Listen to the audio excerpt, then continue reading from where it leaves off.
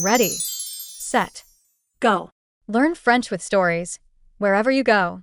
This is French Stories Hub. Ma mère me déteste. L'ombre de l'amertume.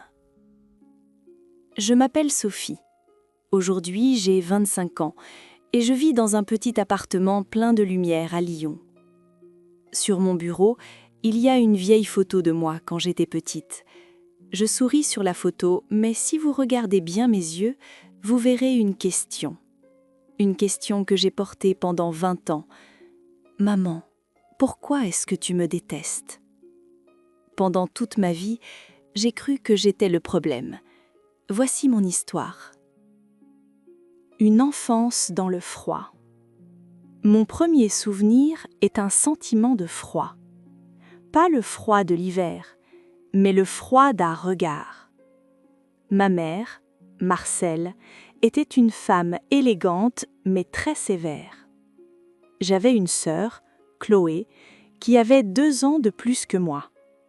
Pour Chloé, il y avait des câlins, des cadeaux et des mots doux. Pour moi, il y avait le silence, les ordres et les reproches. « Sophie, ne fais pas de bruit. Sophie, va dans ta chambre. Sophie, tu es encore tombée? Tu es si maladroite. » Je savais que je n'étais pas sa vraie fille de la même manière que Chloé. Je savais qu'il y avait eu un accident quand j'avais 3 ans. Mon père et ma première maman étaient morts dans une voiture. Marcel m'avait recueillie. Dans ma tête d'enfant, je pensais « Elle est tellement gentille de m'avoir sauvée. Je dois être parfaite pour qu'elle m'aime. » Mais plus j'essayais d'être parfaite, plus elle semblait souffrir en me regardant. Parfois, elle s'arrêtait au milieu du couloir, fixait mon visage pendant de longues secondes, puis elle détournait les yeux avec une expression de douleur et de colère. Je ne comprenais pas. Est-ce que mon visage était mauvais ? Le secret invisible. À l'adolescence, la situation est devenue plus difficile. Chloé était la princesse de la maison. Elle avait les plus jolies robes et elle sortait avec ses amis. Moi, je restais souvent seule. Je cuisinais, je faisais le ménage et j'étudiais beaucoup. J'espérais qu'un jour, en voyant mes bonnes notes à l'école, Marcel dirait « Je suis fière de toi, ma fille ». Mais ce mot n'arrivait jamais. Un jour, j'ai entendu une dispute entre Marcel et sa meilleure amie dans la cuisine. « Pourquoi gardes-tu cet enfant ?» demandait l'amie. « Elle te rappelle tous les jours sa trahison.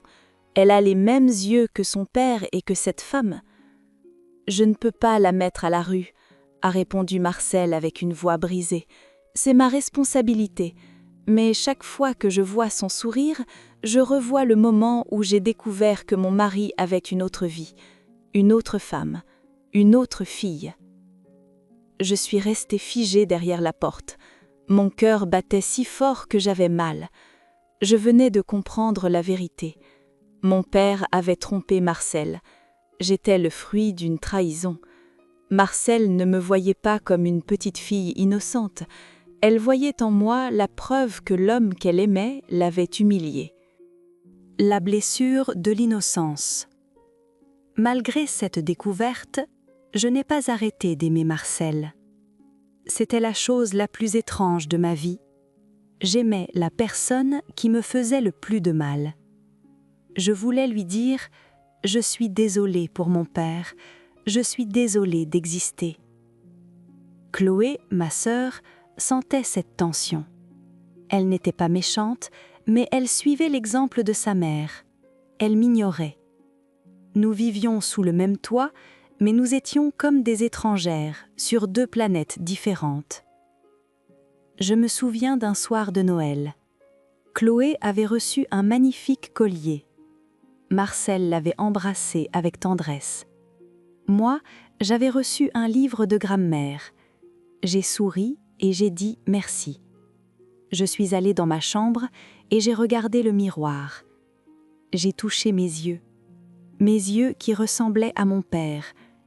J'ai détesté ces yeux. J'ai voulu disparaître pour que Marcel puisse enfin être heureuse. Le départ et le silence. À 18 ans, j'ai pris ma valise. J'avais trouvé un petit travail et une place à l'université à Lyon. « Je pars, maman », ai-je dit dans le salon. Marcel n'a pas levé les yeux de son livre. « Très bien, envoie-moi ton adresse par message. » Pas de « tu vas me manquer », pas de « fais attention à toi », juste le silence. Pendant 7 ans, j'ai construit ma vie loin d'elle. J'ai appris à m'aimer. J'ai réalisé que je n'étais pas responsable des fautes de mon père. J'ai découvert que j'avais le droit d'être joyeuse, de parler fort et de réussir ma vie. Mais au fond de moi, il y avait toujours cette petite fille de 3 ans qui attendait un câlin qui n'était jamais venu. J'écrivais des lettres à Marcel tous les mois. Elle ne répondait jamais.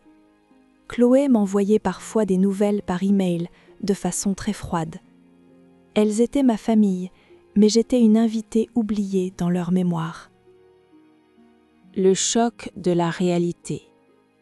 Il y a 6 mois, j'ai reçu un appel de Chloé. Sa voix tremblait. « Sophie, maman est à l'hôpital, c'est son cœur. Elle veut te voir. » Je suis partie immédiatement. Pendant le voyage en train, j'avais peur. J'imaginais qu'elle allait encore me regarder avec haine, même sur son lit d'hôpital.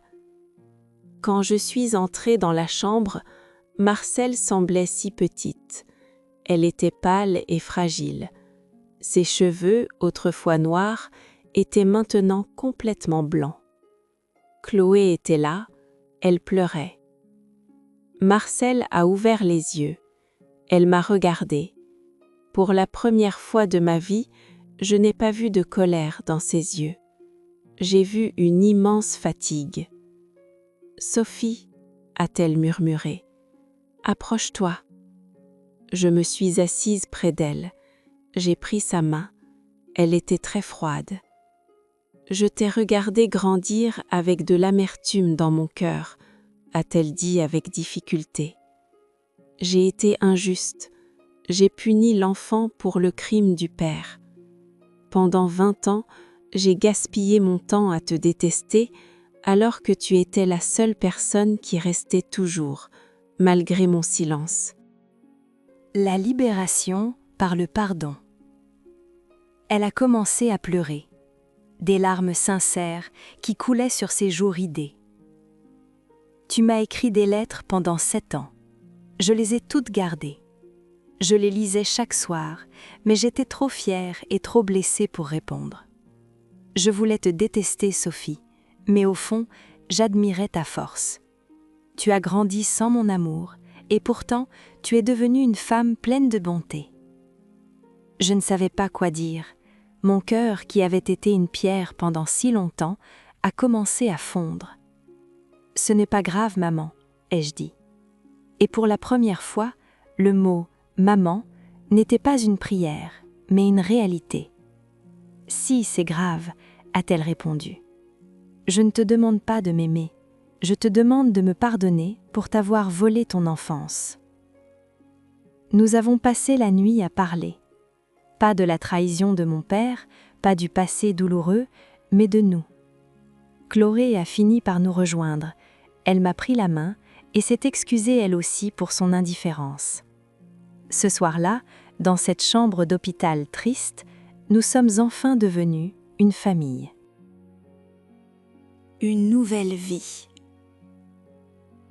Marcel n'est pas morte cette nuit-là. Elle a survécu. Et elle est maintenant en maison de repos. Je vais la voir tous les week-ends. Le chemin est encore long. Parfois, elle a encore des moments de silence, mais maintenant, elle me sourit quand j'entre dans la pièce. Chloé et moi, nous nous appelons souvent. Nous apprenons à nous connaître vraiment, comme 2 sœurs qui ont beaucoup de temps à rattraper.